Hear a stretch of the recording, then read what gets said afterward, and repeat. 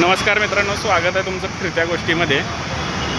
तर कोणतंही शहर समजून घेण्यासाठी आहे ना, चालत फिरणं खूप गरजेचं असतं आहे असं मला नेहमी वाटतं बरं का. कारण जेवढ्या हळूवारपणे तुम्ही काही रस्ते ओलांडताय त्यावेळेला त्या रस्त्यावरचे बोर्ड, त्या रस्त्यावर नेमकं काय होतं आहे, त्या रस्त्यावरची लोकं आणि त्या रस्त्यावरचं ट्रॅफिक आणि त्या ट्रॅफिकमध्ये चाललेला गोंधळ, या सगळ्या गोष्टी बऱ्यापैकी समजायला सोप्या जातात.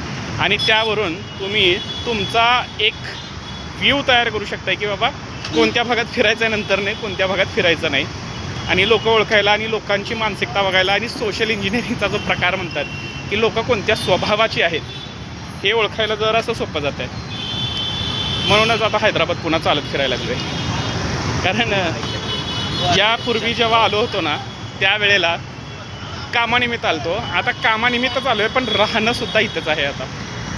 चला ओके, चला ऐकत राहा फिरती गोष्ट.